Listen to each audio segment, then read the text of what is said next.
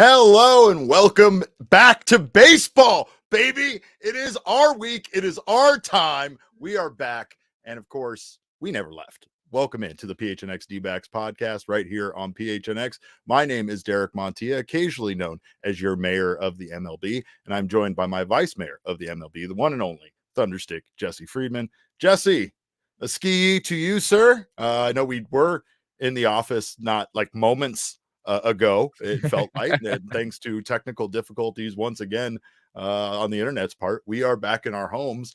But hey, this is a splendid week, and we are very excited for what we get to cover this week. Pitchers and catchers reporting back to Salt River Fields on Wednesday, which isn't really anything new because the boys are out there. They're out there training. They're out there getting it in right now. My favorite thing about the Super Bowl, Derek, is when it's over. Speak on and when we officially can say that we have gone from football season to baseball season, it is a glorious thing. And obviously the NBA, they're still in the middle of the season doing their thing. They'll continue to garner attention for a while, but it is. I mean, this is the week. This is the week where pitchers and catchers report. We're just a couple days away from that, as you said. And I'm pretty excited. It should be fun. This is baseball nirvana, so we get to experience all the joys of not only covering the team right during the regular season, but we get all of this stuff. It's why the players like living here, so they have to like move around and go somewhere else in order for them to get their spring training in. But the Diamondbacks, they're still trying to make some moves. Speaking of moving around, they are still on the hunt in the free agency market. We know we discussed this last week a bit, but with pitchers and catchers reporting here on Wednesday, it would appear the Diamondbacks still are not done adding to this roster. Yeah. I mean, we got that report last week that the Diamondbacks were looking for a right-handed bat to pair with Jock Peterson. And, that feels like the kind of pursuit that would probably lead somewhere. You're not, if you're interested in those guys, you're probably not spending a ton of money. And I, would imagine that you would be able to get one of those guys for something reasonable. I think Randall Grichuk in particular, I'm not sure any team is really going to view him as an everyday player at this point. Just given his recent numbers against right-handed pitching, it's been pretty rough. And if you're talking about a, platoon only corner outfielder, the price tag there theoretically wouldn't be that high. So I would think if the Diamondbacks were interested in these guys, that it's something that they would be able to get done. Of course, they do still have Jake McCarthy, and as we talked about last week, there are some complications with if you bring in another right-handed hitting outfielder. How does Jake McCarthy fit on the roster? He probably doesn't. He probably would have to start the year in AAA, which isn't the worst thing necessarily, but I read that somewhere. I read noted D-backs insider Jesse Friedman thinks that Jake McCarthy is going to be the odd man out, I believe is what I read somewhere, but who knows? Who knows how accurate that report is? MLB trade rumors does mention that the D-backs are still in the hunt for a right-handed bat in an article about Jorge Soler, which gives you a little excitement until they basically say that they shoot down that idea, right? At this point, Soler is going to go to a team that is going to have give him those at-bats, and it doesn't look like the Diamondbacks have those at-bats to give someone like Jorge Soler at this point.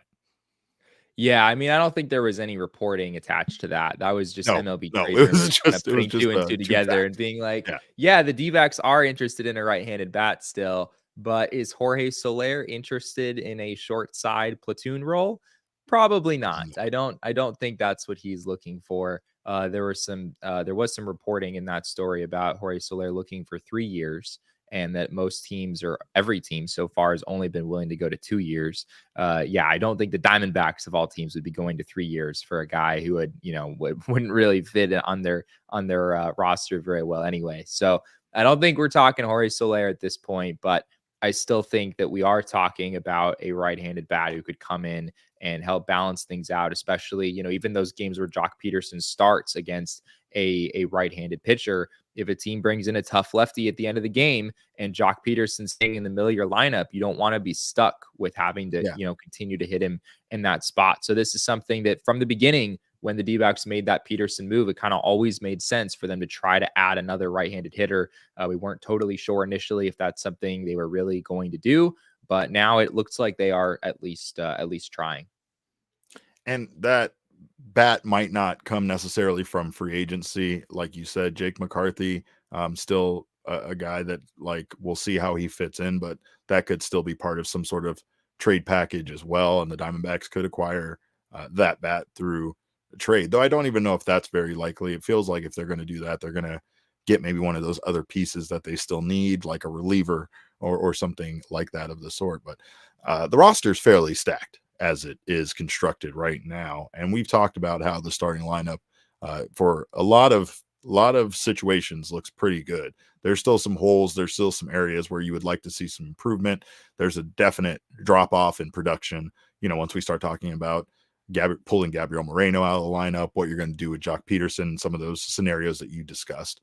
But for the most part, that's one thing that we have to take into consideration with free agency moves is who are the Diamondbacks going to move, and how are they going to construct the roster with getting another addition at this point. I don't know what they're going to do for a few positional needs that they still have, but Steve Gilbert did come out with his roster projection today, and noted D-backs insider Jesse Friedman also put out his own set of roster projections.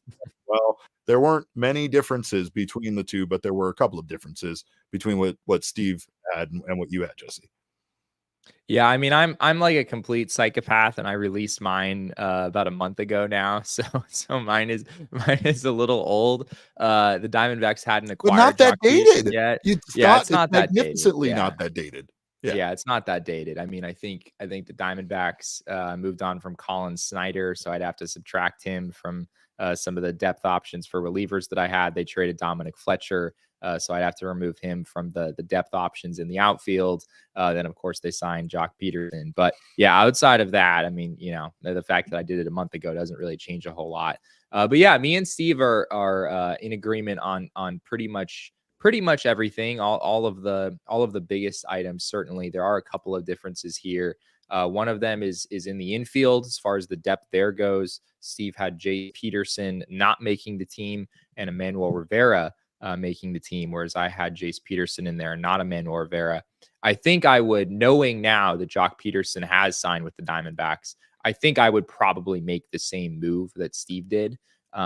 Just because now that we know Jock is in there, you're going to want more balance. You're going to want more right-handed hitting. I would want to favor right-handed hitting on the bench as opposed to lefties. Back when I did my projection, I was more expecting the Diamondbacks to get a right-handed designated hitter. We, of course, didn't know that was sort of, they were still in on JD Martinez and Jorge Soler and all those guys at the time. But yeah, I think I would agree with that decision that Steve made now that Peterson is on the team. He also had Andrew Saalfrank not making the team and Kyle Nelson on the opening day roster. I had Andrew Saalfrank on my opening day bullpen and Kyle Nelson being an odd man out there as far as lefties are concerned, starting in AAA. Yeah, I mean, I wrote at the time, I think that could go either way. The Diamondbacks have a lot of bullpen competition coming this spring. So yeah, I wouldn't at all be surprised if that's how things turned out with Nelson in and Saalfrank out. Yeah, I mean, again, there's none of this is news, especially considering when you look at the roster, it does. I mean, everything he said makes sense, right? Emmanuel Rivera definitely makes a little bit more sense, like you said, with Jock Peterson now, and of that's course, totally the move you would have to make. Yeah. But of course, the Diamondbacks still might not be done, like we said. So I have no idea how this could change between now and opening day. We do know that one of the names that they are interested in bringing back is Tommy Pham. And while Espo is giving me just one last opportunity to make all of my Tommy Pham, Jock Peterson jokes in one short, that I'm going to have, once I do that, I'm not allowed to make any more jokes about that, which is, it's understandable. I've slapped that horse to death. But Tommy Pham, meanwhile, is an absolute legend because of his Super Bowl tweet. Jesse, do we have that tweet? Damon, if you would, please. Do we have that tweet? Maybe. Oh, here there it is. All right. This tweet right here said, This dude, Tommy Pham, was at the Super Bowl in the second quarter and home in the third. Tommy Pham had pictures from him at the Super Bowl and then at his couch, on his couch in Las Vegas at his home. And my God, Jesse, this is the most relatable thing anyone has ever done. Do you know how many times I've been at an event like this and I wanted to just leave to go home and watch it from my house? I mean, I don't have a house in Las Vegas, so I wouldn't have had this opportunity, but still, what an absolute legend for doing this. And he's right. He's not wrong. It is more comfortable and better to watch it from your house. He's not wrong. He is wrong for choosing the 49ers, though. Yeah, that's fair. My biggest takeaway here is that Tommy Pham apparently owns a helicopter, because I'm not sure how else the traffic in Vegas, Derek, appeared to be pretty brutal. There's no doubt in my mind that man didn't walk home from there, because maybe that's what it was. I mean, the halftime show is relatively long, so he did have some time, but I don't know. Vegas is like a fairly small city to be hosting an event this big. Yeah. I was at SummerSlam at Allegiant Stadium, WWE, of course. I know you're a big fan. Of course. Yes, and I walked back to my hotel from Allegiant Stadium because of the nightmare that traffic was on leaving and how much they were trying to charge you for a lift. So I can only imagine what getting a ride out of the Super Bowl cost. You're right. I mean, the man had to have, maybe he got, I don't think they allow those little bird scooters there, right? Because that would definitely be a low-key gangster move to hop on one of those. But again, the most relatable thing anyone has ever done when attending the Super Bowl, leaving in the middle of it and going to watch the rest of it from their house. People in the chat are making a good point too, that like football of all the sports, and granted I haven't been to that many NFL games, but it does feel like football is probably the worst one to see in person. Especially, you're in just like this enormous stadium, and just your view tends to be like, there are situations in baseball certainly where your seat at Chase Field has a worse view than your seat on the couch watching from home on TV, but still, because of the the environment, getting to be there, getting to experience it in person, it's still worthwhile. With football, though, it does feel a little different, where your view at the stadium might just be kind of atrocious, or if you're way on one right behind the end zone or whatever, as Tommy Pham appeared to be here. You can have a great seat, terrible, but still not see the game well. That's definitely a big part of it. Elizabeth says, what a waste of money. Chances are Tommy Pham did not pay for those tickets, and even if he did, he has athlete money. He's as Brian said. Yeah. Brian says Pham makes more than Derek. Breaking news. That's absolutely the case. I can 100% confirm that without even checking. It's close, but it's when my contract came up, there was a negotiation that took place. Let's just say that much. But definitely, Elise says NFL games are only good in person if you have expensive seats, and then even the expensive seats, like if you're on the side and you're down on like the 20-yard line for one end zone, you're missing a lot of the game that's happening down at the other one, the other way. Connor says, I respect Tommy saying this game is a snooze fest so far, so I'll stay for Usher and Dip. Yes, that was the move. It was the move to make, and I applaud him for doing so. I look, I'm to the point in my life now where if I'm not enjoying myself enough at an event, I want to leave. I've had friends that did that, and I didn't think like, what an idiot. I just envied them the whole time. When they left, all I could think about was how much I wish I would have left with them, because low-key great move. There were people leaving the Super Bowl party I was at last night during halftime, and after they walked out the door, I thought, should have gone, because now I'm here, and now I want to watch the rest of this game. Super Bowl game did get very good in the second half, so that was at least fun and worth watching. But of course, they're done now. They're gone. It's their time is up. Our time is now, as John Cena would say. And of course, we thank you guys for being here for baseball week and baseball being back here on the PHNX Sports YouTube channel. Of course, if you haven't subscribed to the channel yet, make sure to do so now. Sign up for notifications. That way you don't miss when any of our wonderful shows go live. Leave us a little thumbs up. We love when you drop that like. If you're listening on the audio podcasting side, we love our listeners as well. Make sure you subscribe over there. Leave us a 5-star review. We appreciate those very much. Of course, we are both now at home. We're stuck in our homes because of this internet situation. And it's just making me realize how much I want new flooring in my home. I don't know what flooring I would put in this ridiculous office of mine. Maybe I would go with something that was like a, I don't know, a cosmic bowling alley / roller rink, because that seems very appropriate for this room. But maybe I'll go with some hardwood in here. Maybe the acoustics might be great, regardless of what flooring I'm going to go with. I'm going to go with Empire today to get it done. I'm going to shop at home with their easy shop at home convenient service, and I'm going to make sure that no matter what happens with my flooring, it's covered by Empire Today's incredible warranty. They service all of their warranties themselves. They also have their virtual floor designer, which is a great way to see how the new floors will look in any space in your home. It's as easy as just snapping a picture and instantly seeing how the new floors will look in any room in your space. So make sure to check out Empire today. You can also schedule a free in-home estimate right now. All listeners can receive a $350 discount when they use promo code PHNX. Restrictions do apply. See empiretoday.com/PHNX for details. Nothing gets me more pumped, Jesse, than thinking of the Circle K strikeout meter at Chase Field. Just warming up. You know, there's someone right now cleaning it up, making sure that the bulbs are all good and everything.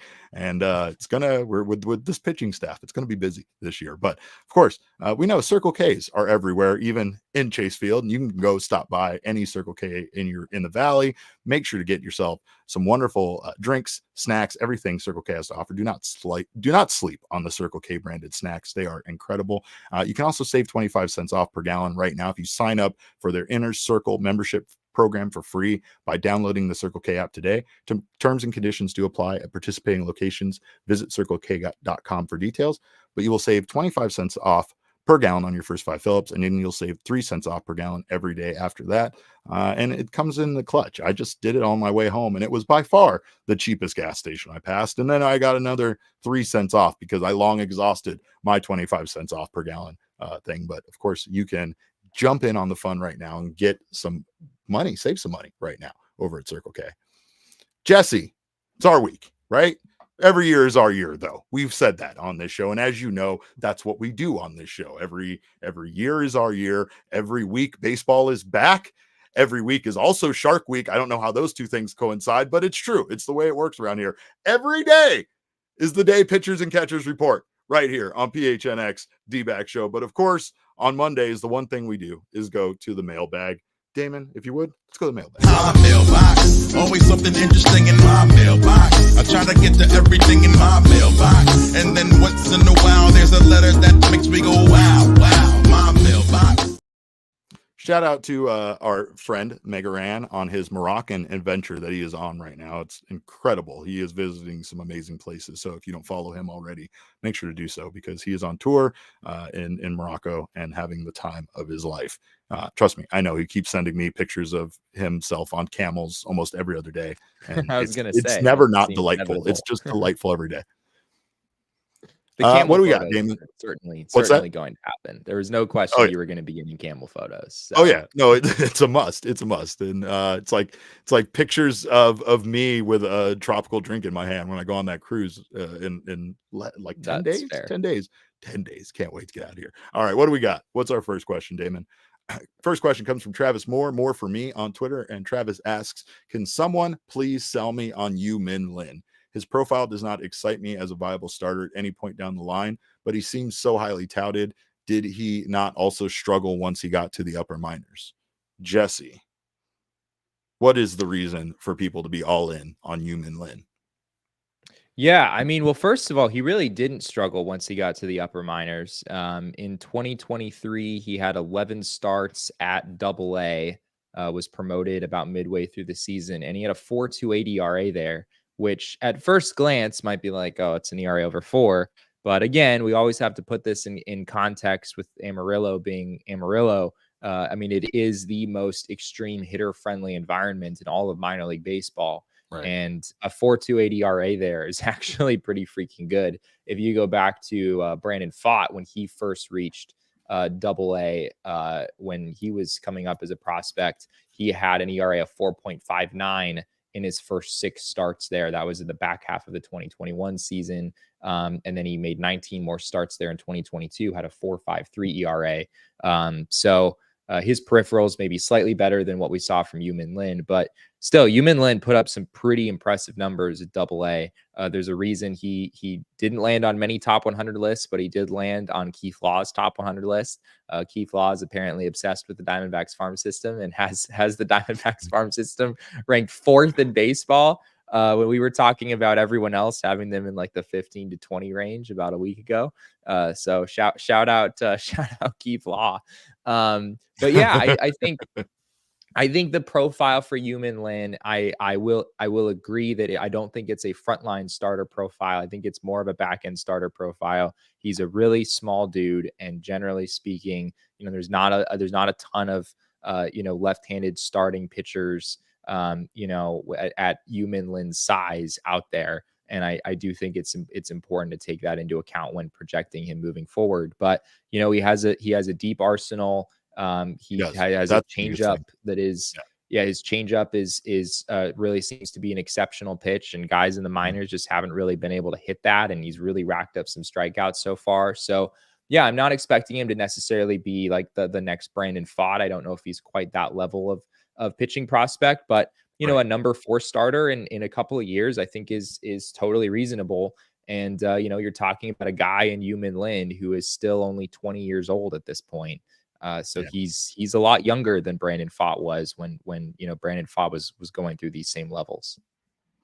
The D-backs signed Lin for $525,000 in December 2021, and honestly, I think there's value to his acquisition. There's the arsenal, right? There's no way he's going to have this arsenal at the major league level. Obviously, he's probably going to refine it down to the way that he throws his best pitches, but he does get some great movement on his pitches. He has a really good curveball and really hard slider. And the description on MLB.com was that he throws everything and the kitchen sink, and that the thing is that he can throw this stuff. Like a lot of pitchers can throw this stuff, but it's a matter of can they be successful with it? Can they be competitive with these pitches? And that's the thing about Yumin Lin, is he can be competitive with his entire arsenal that he uses right now. And there's a lot of weapons in that arsenal. It will allow him to have a lot of versatility on how he approaches batters. That's the one thing that, some great pitchers in this league have maybe 3 pitches, and that's sometimes all you need in order to be a great pitcher. But, with his arsenal, there's definitely the possibility for him to be a very tricky pitcher and definitely be successful at a major league level. But I think the back end starter part, for sure. Yeah. I think his biggest limiting factor outside of just his size, I think he's listed at 5'11", 160, is his fastball. It seems like people are reporting it's in the low 90s, right around tops up 92. Yeah, and that's pretty low, right? Like for a major league starting pitcher, you don't see a ton of starting pitchers in that velo range, especially when they first come up. So it's possible that he might have to hide his fastball a little bit once he gets to the majors. And, as you said, the arsenal is deep. I think there's maybe some ability to do that, but you're going to have to throw a fastball occasionally. And, for him, it's a question of how much damage are opposing hitters doing on that pitch, especially once he gets to the majors. And obviously the gap between AA, AAA and the majors is as big as it's ever been. So that's going to be a big hurdle for him to clear. But I think the floor there is pretty high as a back end starter. All right, Damon, what else we got? Next question comes from James Sargent at Sargent Orders on Twitter, and he asks, of the right-handed bench bats discussed, Grichuk, Duvall, and Pham, who makes the most sense? Could Soler or JD still be an option if they continue to just be unsigned, or maybe a mystery name that we don't know yet? I think that mystery name part there at the end is very possible. I think that there could be somebody, not to say like Jock Peterson wasn't completely unreported, but he definitely wasn't part of the group that we were discussing and that you saw discussed regularly that the Diamondbacks were pursuing. So a mystery name could absolutely be possible because it could come via a trade, and there's too many options out there as far as a trade partner are concerned. As far as the other guys are concerned, I do think that, based on the fact that they would be kind of platooning at DH now with Jock Peterson, that Soler and JD Martinez, some of those guys that are going to get regular bats, probably start maybe an entire season for a team at DH, are going to get and want. They also, I don't know if the Diamondbacks are going to want to pay either of those guys the kind of money that they would pay in order to have them platooning with Jock Peterson. So I feel like all of this disqualifies Soler, Martinez from being options. Yeah. I mean, to answer the question of which makes the most sense out of the three, it's really hard to say, honestly. I mean, they all have their pros and cons. The guy with the most defensive value out of the three is Adam Duvall. I think he's solid in the corners and can genuinely play some center field. I know Grichuk and Pham played some center last year as well, but I think it's better coming from Adam Duvall. The guy who hits lefties the best is Randall Grichuk. And I guess Tommy Pham is maybe the safest combination of skills, where he hit both lefties and righties last year. Adam Duvall hit lefties and righties, but his expected stats were significantly lower than his actual stats last year. So yeah, it's hard for me to settle on one guy who makes the most sense. I think you could certainly make a case for all of these guys. I have a feeling that Randall Grichuk will be the most affordable of the three. Just given that his skill is really just hitting left-handed pitching. I know he's a little bit younger, so I'm not totally sure how that will factor in. But yeah, the D-backs just need someone who can hit lefties. I mean, I think that's kind of priority number one. And I maybe feel the best about Randall Grichuk coming in and doing that than anyone else. But yeah, I could really go any direction on that. I really don't feel very strongly in any particular direction. I don't know if he's going to be more affordable than Tommy Pham or less affordable, but I think that there is the idea here that Tommy Pham, what he brings, you saw what he brought last year, and you want more of that. You want that guy in your clubhouse 100%. I think that that's definitely a reason to bring back Tommy Pham. But like you said, I think Grichuk makes the most sense based on the fact that his statistics, his numbers, and what he's most likely going to be receiving and asked to do for a team is going to align with what the Diamondbacks right now need the most. And if he's also the most affordable of those three guys, then to me, he makes the most sense.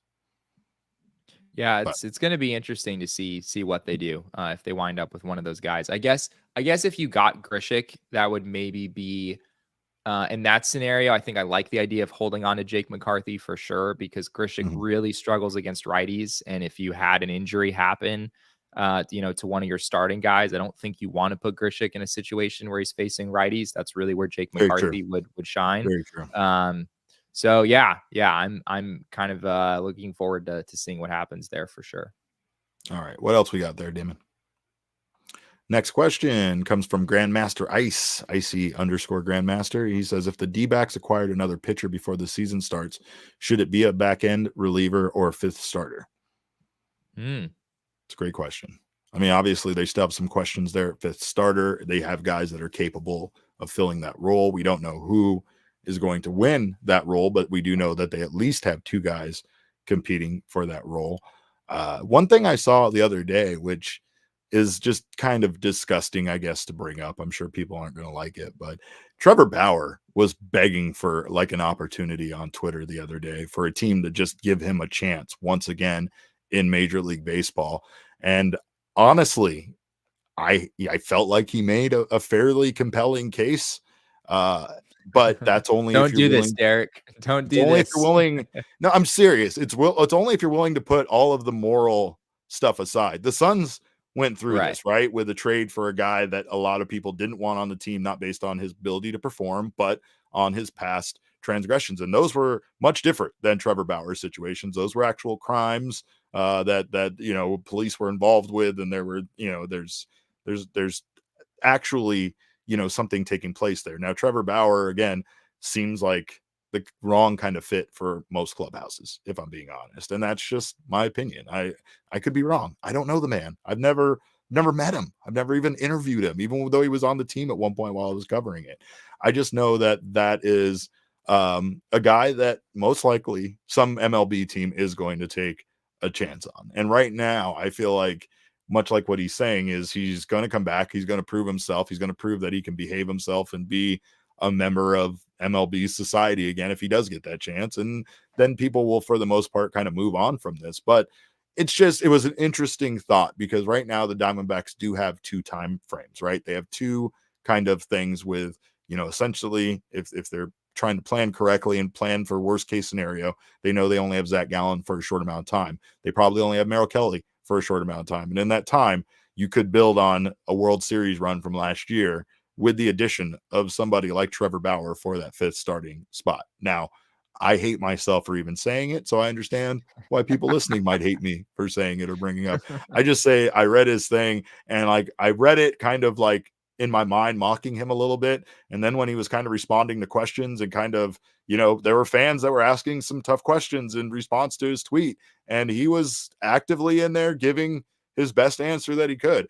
I felt like it was a man that was truly like trying to find an opportunity. Just anybody, give me a chance so that I can prove I can, still contribute to a Major League Baseball team. It's just getting past all of those, things that teams and players and things don't want to be associated with. He discussed that he gets a lot of, backing from players privately, but he doesn't receive it publicly due to the backlash that society would heap upon that person. I mean, I don't know. There's just it's one of those things that, again, it's an odd thing of morality, but it also kind of is a question that a lot of teams right now might be, asking themselves internally. Yeah, well, rather than go down the very tempting route of opining on Trevor Bauer again, you hate that, yeah. You're I'm just going to go I'm somewhere going else. to answer. So let's go back to the question though. hand. Fifth starter or reliever. I mean, I still like the idea of a 5th starter. Like, forget that whole path, but I still like the idea of a 5th starter a bit more than a reliever because I do feel like they have a lot of good relief options. And again, that also puts Ryan Thompson and Tommy Henry in that bucket potentially as well. Yeah, I think I would have to know who the guys are that we're talking about. There are some 5th starter types available on the market, like a Michael Lorenzen or whatnot, that I'm kind of like, I don't know how much some of those guys are really an improvement over what you already have. You always can use more starting pitching depth. There's never a team that has too much pitching. So it's hard for me to say I don't want the 5th starter, but I am still, and I've talked about this before, I am still of the belief that this Diamondbacks bullpen is a lot closer to average than I think a lot of people are willing to admit. They obviously peaked at the end and were outstanding at the end, but they were pretty terrible for the first 4 months of the season. And I know that was before Seawald and before kind Ryan Thompson, those guys. Than, a different bullpen. No, Andrew Saalfrank. You had Chafin still here. You had the closer by committee thing. It really is hard to compare what the bullpen is now and what it was at the end of the season to what it was early on because it wasn't the same personnel. Yeah, absolutely. But I still think like if you look at Paul Sewald's stats, last season and even the couple years before that, Sewald is a good closer. I don't think he's an elite one. And Kevin Ginkel, I think, is a good setup man. I don't think he's an elite setup man necessarily. Ryan Thompson, over the course of his career, has been a solid relief pitcher. I mean, an enormous pickup for the Diamondbacks, no doubt. But he's not, he's not a Josh Hader. He's not he's not a Jose Alvarado. The Diamondbacks don't have the elite level stuff in their bullpen that I think some of the other teams that they're competing with do. So as Mike Farron said on our show the other day, I was kind of, I liked the idea of the Diamondbacks adding to the bullpen all off season. They haven't really done that yet. So I think I would lean in that direction as long as if we are talking about a back end bullpen guy, I see a lot of value there for the Diamondbacks at this point. So I would slightly lean in that direction, but starting pitching is always valuable. I certainly wouldn't be too mad at them doing that either. The relief pitching market has been kind of high as far as free agents and what teams have had to pay some of those guys. So I mean, there's no one really left, honestly. If you're getting a back end relief pitcher at this point, you're making a trade, which is probably pretty expensive. So all right. What else we got? Cogs asks, when are we getting a series where Jesse plays OOTP Baseball 24 as the Diamondbacks? When are we getting that? Yeah, we were talking about this in the Discord a little bit last night.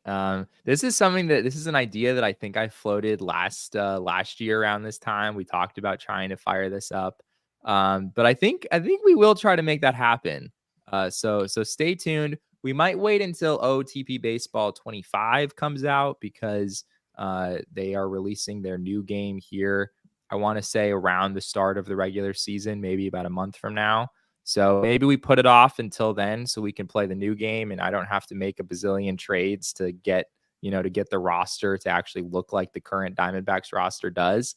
And all the other rosters around the league as well. But yeah, that'd be fun. We'll have to make that happen. I love me a good baseball simulation. So I know you do. Well, and I mean, not just that, right? You and I need to play each other in backyard baseball and some other games. So that's going to be another thing, another reason to stay as a diehard, of course, here at gophnx.com. We'll be doing that on the Discord. Well, we won't just play nerdy. We won't just play nerdy sports. Yeah, we'll games. play the show. We'll play some less. We'll play Mario baseball and other things. Yeah, we got all sorts of options. There we go. All right. There we go. What do we got, David?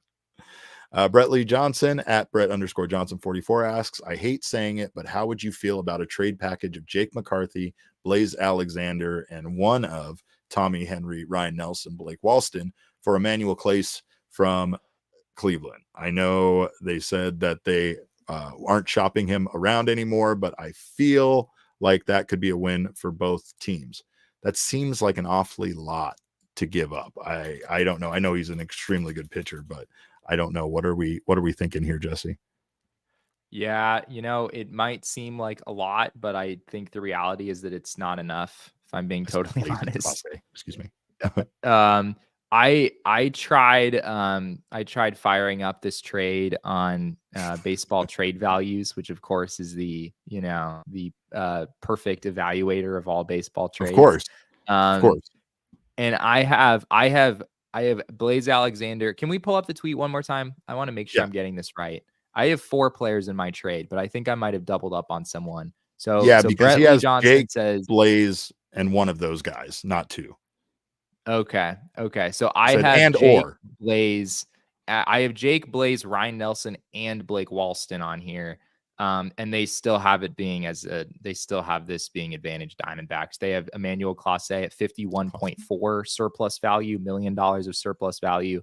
They have all 4 of those players combined, the Diamondbacks at 36.4. So it's not like super lopsided, but it is a clear advantage Diamondbacks. And just at first glance, that was my thought too. I think if the Diamondbacks are getting Emmanuel Clase, I think you're having to dip into one of your top view prospects. There's got to be a Tommy Troy. There's got to be a Yumin Lin.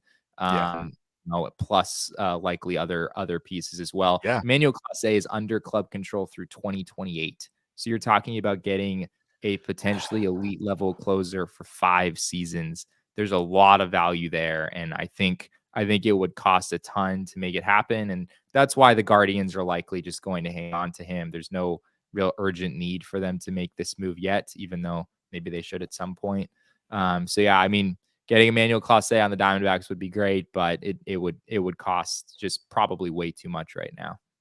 He led the league in saves in the last 2 seasons and had a sub 2 ERA in 2021 and in 2022. And he has a career 2 ERA. 2 ERA ERA is 2. His strikeout numbers did fall last year. He actually was only at 7.9 Ks per 9, which was almost a little concerning at first glance. His ERA was double of what it normally is. So yeah, I mean, his ERA was a little higher. Why the Guardians are shopping him around, but not like super interested in moving him, because it could just be a down season and you see him rebound, and then next thing you know, he's putting up that 1.26 ERA for someone else, and you're hating yourself for trying to find someone to replace him. But I think you're right. I mean, it also seems like in that scenario, the Diamondbacks are giving up a lot, and it's guys that like they could part ways with, because these are guys that might not get playing time, right? Like a Jake McCarthy, a Blaze Alexander. Like I'm okay with those guys being in a package. It just it gets to a point where you're going to have to add so many pieces to that. It's going to feel like a big, a big risk for the Diamondbacks to bring in one guy in exchange for all of that. Yeah. Yeah. I don't see it happening. They should try to get Emmanuel Clase for sure, but I don't see that coming to fruition. Elise makes the best point. She says, but do the Guardians really need a closer if their offense can't score any runs? It's a fair point. It's a fair Zing. point, and it's why they probably should be looking to move Emmanuel Clase sooner than later. I don't know what kind of offers they're getting right now, but the Guardians are in the Central, and the Central is a lame division, and they're probably closer to contending than you might think. All right, what else we got, Damon? Oh, is that all we have for? Oh, that is the last question for segment 2. I'm sorry, I apologize, Damon. Get with the program, Derek. Gosh. I don't know. It's not I can't look at his beautiful face. I can't look at his face across the desk from me. I have to sit here and be in StreamYard staring at you two. But anyway, we do appreciate you guys being here. Of course, if you are a diehard, we appreciate you very much. If you're not a diehard yet, make sure to check out what we have to offer over at gophnx.com. Diehard membership is a blast. Not only are we doing all of that content we talked about earlier in the Discord, you get access to Jesse's written content, everything he has to offer. You get all of our writers' content. You get access to our discounts on events, discounts with our partners, and so much more, including a free t-shirt from the phnxlocker.com. And the ability to play a game show to maybe win another t-shirt, by the way. So make sure to join us over here. Of course, another great thing to check out is Game Time. Game Time is the place for baseball tickets, whether you're looking for spring training tickets, regular season, most importantly, last minute. If you are looking for last minute tickets, Game Time is the place for last minute ticket deals. It is the fastest growing ticketing app in the country for a reason. Snag the tickets without the stress with Game Time. Download the Game Time app, create an account, and use code PHNX for $20 off your first purchase. Terms do apply. Again, create an account and redeem code PHNX for $20 off. Download Game Time today. Last minute tickets, lowest price guaranteed. Also, check out our friends at BetMGM. They had themselves a fun weekend, and I know they made watching the Super Bowl a whole lot more fun. So, of course, you can get down on the BetMGM Sportsbook right now, and if you bet $5, you will get $150 instantly. All you got to do is download the app and sign up using our code of PHNX. Make sure to not miss. Our guy Damon is back. Make sure to not miss the bet show. He can fill you in on what great bets to make, and then you come over and use your $150 in bonus bets that you get instantly for signing up as part of maybe listening to Damon, make some more money. All you got to do is sign up for the BetMGM app and use that bonus code of PHNX. Place your first BetMGM Sportsbook wager through the Sportsbook mobile application for at least $5. You will receive $150 instantly in additional winnings regardless of your wager's outcome. Check out the show notes for full details. And now listen to our guy Damon talk about the disclaimer. Wrong. One problem, call 1-800-GAMBLER. Available in the U.S. Call 877-8-HOPE-NY or text HOPE-NY 467-369 New York. Call 1-800-327-5050 Massachusetts. 21 plus to wager. Please gamble responsibly. Call 1-800-NEXT-STEP Arizona. 1-800-BETS-OFF Iowa. 1-800-270-7117 for confidential help Michigan. 1-800-981-0023 Puerto Rico in partnership with Kansas Crossing Casino and Hotel. Visit BetMGM.com for terms. This promotional offer is not available in New York, Nevada, Ontario, or Puerto Rico. Puerto Rico. We tried. We're better when we're in the same room. We can harmonize. We got more Mailbag Monday questions, Damon. What else we got? Tim Ankenman, Tankenman RD on Twitter asks, with the naming rights for Chase Field, Bank One for the old heads expiring in 4 years, what are some good options you think it could be renamed in the future? Oh my God, there's a lot of good options, right? So many good options. It's a great question. Obviously, Dutch Bros Field that's just so that they have Dutch Bros every 3 stands. There's another Dutch Bros. That's what I would want, but that's only because I'm selfish. Any ideas there, Jesse? Well, I feel like Avnet is clearly the Diamondbacks' first choice, right? I mean, how much money did Avnet already shell out for, to have the enormous sleeve patch on the uniforms last year? Well, the old patches, the ones that they removed off of the old jerseys, those would fit great up on the side of the building. Just covering up the Chase Field sign, like you wouldn't even have to have new signs. Yeah. It'd be the same design, same size, and everything. It would fit the outside of the building perfectly. I had one idea. I mean, this is in honor of what most buildings turn into around town. Damon, you have that graphic? I think he has it. Not sure. Did you get that one in there? I don't know. Maybe you didn't. I had I guess we didn't get it in there. I'm sure he'll get it in here in a moment. But this one in honor of my friend. Let me see here. Hold on. I'll get it in here, but I will say Would this. it be if it was Avnet, would you want it to be Avnet Field, Avnet Park, Avnet Stadium, Avnet Complex? Oh, I hate all of these. These are all terrible. Yeah, none These of are them all really terrible. have much of a ring to it. Chris Melton in the chat says snake bit, and I don't care who spins it to their product. Yeah. There's got to be some sort of snake something. We lost Damon altogether as a producer, by the way. So it's just me now flying solo, but I don't know, Jesse. Avnet Park. Avnet Park sounds like it would be the correct one. I'm gonna hold on. Now that Damon's gone, so now it's just me all by myself, but I'm gonna get it in here and I'm gonna put it up there. And this one is in honor of my friend Tim. And again, this is what most places turn into. It's Spirit Halloween. Spirit Halloween basically is that is it right there. Yeah, I'm really bad at this, but hey, Damon's back, so good. I don't have to do this anymore. Yeah, what else we got? Damon, are you alive over there? He's good. Yeah. What else we got for our next question? Michael Rukicki asked, which Star Wars bobblehead would you choose? Corbin Carroll, Wookiee of the Year, Sith Lordess, Obi-Wan, Meryl Kelly. I mean, that's a no-brainer. That is a no-brainer right there. It has to be Corbin Carroll, Wookiee of the Year, right? Yeah, I figured that's what you do. Sith Lordess, though. Sith Lordess kind of goes hard, Derek. I don't know. I kind of like that. Sith Lordess is pretty. Yeah, it goes. Sith Lordess with a purple lightsaber, matching the hair a little bit. There we go. There's your Corbin Carroll Wookiee of the Year.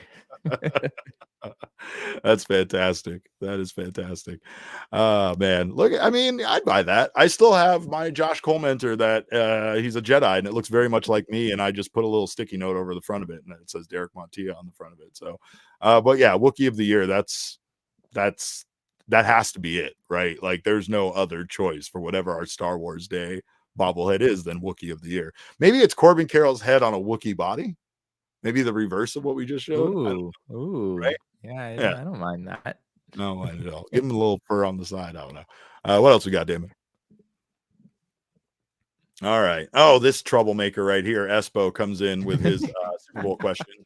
And this is for you, Jesse. Espo wants to know, if Jesse performed at a Super Bowl halftime, what would he sing?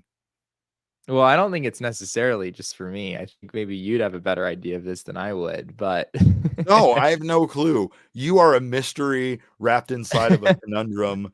You are an enigma, and I have no idea what you like or what you're into at this point. I could sit here and say baseball songs. I know we've been working on you remembering the words to a Millie, so that's something that we're still working on, but I'm not sure if you're ready for a halftime performance to do that. Maybe a little ski, you know. Been trying to teach absolutely. Ski would absolutely be in there. I feel like at this particular Super Bowl, just like a full-on Taylor Swift set list would be oh my god fun. Let's go. You know, we're never ever getting back together, you know, sing about her and Travis a little bit, try to stir up a little bit of drama out there. I don't actually enjoy Taylor Swift songs really whatsoever. My favorite song is probably Lean On Me, which I think I've said on this show before, which I think that would go pretty hard at the Super Bowl. That would go pretty hard. Yeah, that would go pretty hard for a halftime show. You get the emotions flowing there. Are there any specific Swift songs that you think would make sense for my set list? I don't know. I feel like a little Frank Sinatra Rat Pack maybe in your set list, right? Maybe a little, you know, I don't know. I don't know what songs you would sing, but something Rat Packish, right? That's Vegas. That's the time. I don't know what music you're into. You never tell me anything except Lean On Me. That's the only song you know. And you're a musician. I've seen you play several instruments. Everybody wants to see you play that piano that's somewhere in the room behind you. Everybody's been dying for that. So Gabriel says, take me out to the ball game. Brian says tequila. That would be great. And Chris asks, would Jesse invite Derek to collaborate? Absolutely not. No, Jesse would not. I know that. It would just be me and Megaran, actually. Just be me and Megaran. Yeah. Perfect. We would sing Perfect. the Mailbag Monday song. That's That would all be right. that would be the opening I'm on board act now. for sure. Now I am on board. I think we have more Super Bowl related questions. What else we got there, Damon? Next question comes from Ryan Hanley. Hanley at RYN_HNLY. You're making this difficult on me. What was the best part of the Super Bowl? Jesse, what was the best part of the Super Bowl for you? I mean, I watched like the second half. I don't really care about the Super Bowl very much. It was competitive, right? Like normally I would say the it was commercials or something competitive. else like that. I would say it was the excessive shots to Taylor Swift and her crew in the in the little suite that they were in, and I knew how much that was infuriating everybody that they kept showing that. Side note, there were other celebrities in the building, by the way. Can we get them on camera getting their reactions as well? I know she has personal ties to the team, but I would have liked to see how Beyonce and Jay-Z were feeling about touchdowns and interceptions at times too. I'm just saying. But Chris really puts it the best way. Chris says the best part is it's over and it's our time. And yeah, that is it. Yeah. I mean, honestly, I mean, that's kind of what I said from the top of the show is like the best part about the Super Bowl is when it's over and it officially transitions to baseball season. On a side note, I didn't have a strong rooting interest in this game, but I did. I do like the Chiefs in general. I'm not totally anti-dynasty when it comes to a team from a smaller market like Kansas City. I think that's kind of cool. So I was happy to see them pull it out in the end.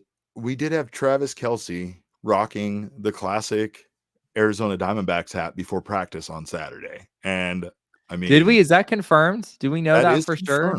That is confirmed. There was a picture of him. It's the ice cream hat, the purple brim, white hat with the old school A on it. And honestly, it even looks like it's an old like snapback, Jesse. It doesn't look like it's a new version of that hat. It looks like Travis Kelce dug an old Arizona Diamondbacks hat out of his collection. And that I respect. So Brian says the best part was when the Niners lost. Well, congratulations to all of you. Elise says it did not look like the D-backs. Honestly, she's throwing controversy out there and saying that this was not, in fact, a Travis Kelce wearing a Diamondbacks hat. I don't know. I trust Elise, but I don't. It looked like the hat to me. It looked like it, but I am with Elise in that I would need to see a different angle of the hat to be like totally sure. I would characterize it as maybe like 60% certainty. But there's still part of me that's not too sure about this. I had no idea that this was so controversial. I had no idea. I really didn't. All right. Last question comes from Don Davies, and Don Davies asks, which D-backs player would be the best football player? That's a great question. That is. I mean, Jake McCarthy played a decent amount of football, I believe. Correct. So he certainly comes to mind. Yeah, I mean, I think that's probably my number one. Jake McCarthy here. Yeah. I am going to go with Zach Gallen at quarterback. That's fair. Zach Gallen has the look of a modern day stud quarterback, right? And we know he's all in on knowing everything about plays and everything. Like he would have, he'd have books, like lots of books about plays. He would memorize, and I just think his arm would hold up there. I don't know. I think that Zach Gallen overall looks like a great quarterback to me. Defensively, who are we taking here to lay someone out, Jesse? My answer is Kevin Ginkel, but that's based on intensity. I mean, again, like Jake is a pretty athletic, but also fairly bulky guy. Like I think Jake has the tools for this. Trying to think if there's someone that we're missing here. Someone you're missing on the roster. I mean, Corbin Carroll. Corbin, we did see some footage on the morning of the Super Bowl where Corbin was throwing football around a little bit. So maybe there's some quarterback instincts deep down there. Yeah, I don't know. In terms of like someone who'd be a really good defensive player, I think Jake is the choice. Maybe Jock Peterson gets in on the action a little bit. He's a a bigger dude. The chat I is don't all know. in on Christian Walker laying someone out. The chat is all in on Christian Walker, and I completely agree with them. That's definitely the choice there. He wouldn't care. He would probably take a great deal of joy in laying someone out. And for that, I would say he's our defensive linebacker. But of course, we thank you guys for stopping by. We appreciate you guys. We are excited for baseball this week, and we're very excited to be joined tomorrow at 1 p.m. by Ryan Thompson. It's Tea Time Tuesday. Ryan Thompson is going to be stopping by to discuss joining this team, their postseason run, and maybe he'll fill us in on catching up with some of his new teammates once he joined this team. So very excited to have Ryan Thompson on. In the meantime, make sure to keep it locked right here. Also, keep it locked to our friends over at Arizona Family Sports. The season continues for the Phoenix Suns. I know it's our time now, but it's still their time, like Jesse said. This Tuesday, they take on the Suns at 8 p.m. On Wednesday, they are taking on the Pistons at 7 p.m. You can see this game, all of these games, on Arizona's Family 3 TV at Arizona's Family Sports, Channel 44. Of course, you can use an antenna and get Channel 3, 3.5, or Channel 44 here in the Phoenix area. All sorts of great ways to locate Arizona Family Sports. Cox Cable turned to Channel 13, and Phoenix and Flagstaff now available on Dish Channel 44. And if you can't support your Phoenix Suns courtside, make sure to watch them on the couch. Wherever you live in Arizona, visit azfamily.com and click Suns games for listing information for your area. AZ Family is a great resource to help you find Phoenix Suns games on Arizona Family Sports. And also, a great way to get in on a bunch of great places here in the Valley and all over Arizona is with the Arizona Lottery's new unique ticket promotion called Arizona Adventure. There are 3 ways to play and win big with this promotion. You can play with Arizona Adventure lottery tickets featuring 3 iconic landscapes. You can also enter tickets online for a chance to win $1 million in cash and Arizona travel prizes. And most importantly, you can check out their geolocated adventures at 10 destinations across the state from Flagstaff to Yuma. So this promotion celebrates state pride and uniqueness and the beauty of Arizona. There are some great places to visit here in Arizona, and it not only will show you some of those amazing places, but it will also give you an opportunity to win a whole bunch of money. The Arizona Lottery says proceeds from ticket sales supports environmental conservation, among other initiatives across the state. Visit azadventure.com for more information on how you can take an adventure with the Arizona Lottery and for a chance to win $1 million in cash and Arizona travel prizes. Where are you going? Where's the first place you are going with $1 million in Arizona travel prizes, Jesse? Oh man, I can go anywhere. You're just Anywhere in the giving me state. You got to stay here in the state, but it's in got to the be here state. in Arizona. That's tough. I've wanted to go to have you heard of Havasupai Falls? Yes, It's like in the I Grand absolutely Canyon have. area, Yeah. like in a little corner of the Grand Canyon. That is not an easy hike, and it also kind of became overran with people wanting to enjoy it, Yeah, thanks to all the Instagram pictures that people take once they right. get in there. Right. I hate Instagram for that reason. It exposes all the best spots. But yeah, that's a cool spot that I haven't been to. I think getting reservations there is almost impossible. But Yeah, it's Arizona's a lovely place when it comes to you just being able to, if you're in the middle of the summer and you want to get out of the heat, or it's in the winter around now and you want to go see some snow. There's been quite a lot of that here in the last few weeks. So big fan of this place. Yeah, for sure. Some amazing places to visit. So make sure check out azadventure.com for more information. We thank you guys again for stopping by. On Wednesday, we will be starting our 2:00 schedule, so that way we can be out at Salt River Fields and available for Tori Lavolo's press availability around like noon. We will be back tomorrow though at 1 p.m. Like I said, Ryan Thompson joined the show. We also have Teo Mackey joining us from the Arizona Republic. So that's going to be a packed show. We cannot wait for baseball to start, and it is here. So, of course, keep it locked right here. You can follow us on Twitter. I'm at cap_caveman with a K. Jesse is at Jesse N. Friedman. Our show is at PHNX_DBacks. But, of course, all roads do lead to at PHNX_sports on Twitter, Instagram, and Facebook. Thank you guys again for your time. We appreciate you stopping by. And remember, kids, baseball is fun, but it is so much more fun when the Diamondbacks finally find a DH to platoon with Jock Peterson. We all silly like the mayor.